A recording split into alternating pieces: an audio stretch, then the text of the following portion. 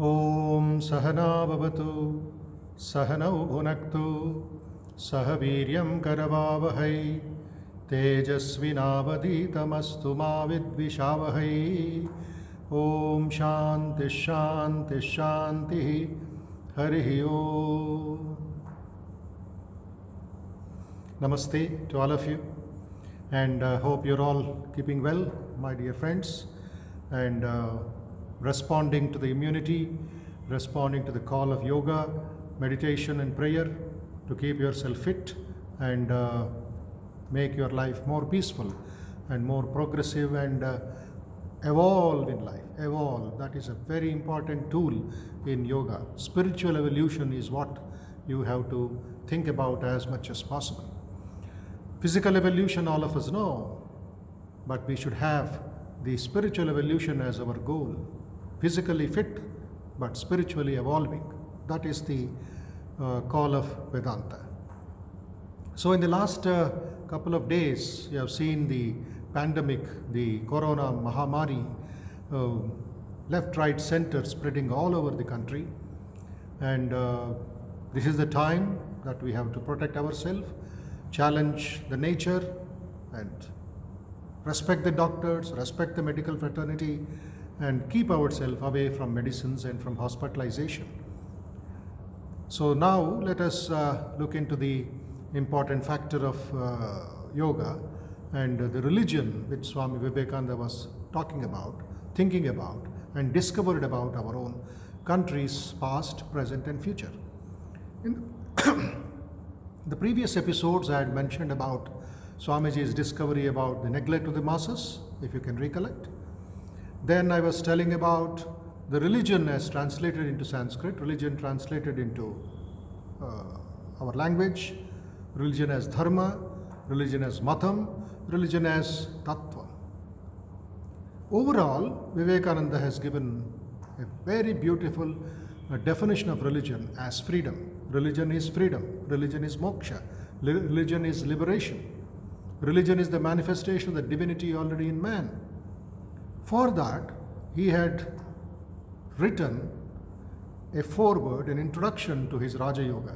Some of you may be aware of it by this time, listening to so many other talks by other great thinkers and monks.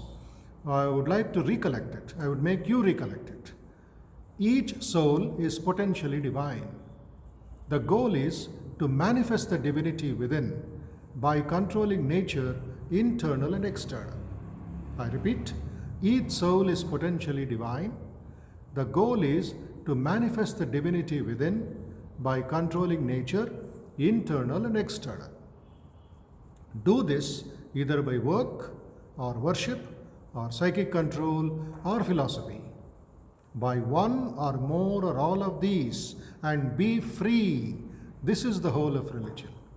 Doctrines or dogmas, books or temples, or forms or rituals are but secondary details. Let us just probe this a little more by the grace of Swami Vivekananda himself. The first sentence is a statement of faith, statement of fact, and truth also. Each soul is potentially divine. A simple example, a simple illustration, I would say, is going to the petrol bunk with your car or with your bike and filling it up with petrol or diesel. That is the potentiality. That is the potential energy in the bike, in the car. Without that, it would be just a dead matter. So in you, in me, there is the potential divinity. Each soul is potentially divine. It is not for a community, it is not just for a period, it is not just for some group, it is for everybody in the universe. Each soul is potentially divine. And what is this divine? Please refer to the 24 qualities mentioned in the 16th chapter of the Bhagavad Gita. The 16th chapter of the Bhagavad Gita is called Daivasura Sampat Vibhaga Yogam, the division of the demonic and the divine qualities in everybody. Beautifully explained in this 16th chapter, Daivasura Sampat Vibhaga Yogam. The first three shlokas Abhayam Sattva Samshuddhi Gnana Yoga Vyavasthitihi Dhanam Dama Yagna Swadhyaya Tapa Arjavam etc. etc. If you can refer the Bhagavad Gita, which will be at home. So the three shlokas contain nearly 24 values. It is called Daivi Sampat in one word. If you are able to manifest it at a higher percentage, at a higher consistency rate, then I think you are a divine being. It's not just sitting in one mutt, sitting in an ashram, sitting in some holy place and proclaiming your divinity. The man at work can be divine. That is the challenge which Vivekananda gave in Karma Yoga lectures. Similarly, the real nature of man lecture in Gnana Yoga. So, the real nature, the divine nature is our birthright. Next sentence. The goal is to manifest the divinity within by controlling nature, internal and external. This is the sadhana aspect. This is the process. Control the external nature, that is our relationships, our society, our environment, nature outside. Bahya Prakriti it is called. The opposite is Manasika Prakriti, the mental nature, the emotions, the thoughts, the desires. All these can be purified, can be streamlined, can be filtered and put into a right track. So control external and internal nature.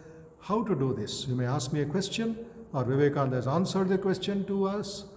Do this, that is the controlling the external, internal nature. Do this either by work or worship or psychic control or philosophy. The four yogas in it translated into English. Karma Yoga, work, Bhakti Yoga, worship, Gnana Yoga, philosophy, and psychic control, Raja Yoga or Dhyana Yoga. And he has given certain options, certain discounts, and certain methodology of becoming free or understanding the potential divinity. Do this either by work, worship, psychic control, or philosophy, by one or more or all of these, and be free. By one, only Karma Yoga. By two, Karma Yoga and Bhakti Yoga. By three, mix all the three yogas, or all of these, and be free. Have the four yogas in daily life, and be free at the mental level, at the moral level, at the psychological level. Then the soul will evolve. Spiritual freedom comes to you as if there is a fruit in your hand. So this is religion. No other race, no other country has taken religion in such a broad sense, which is applicable to every man on the street, every man as a monk, every man in business, every man or woman in profession. The Swamiji's wide definition has to be understood when we take his second discovery, when he said religion is the backbone of India.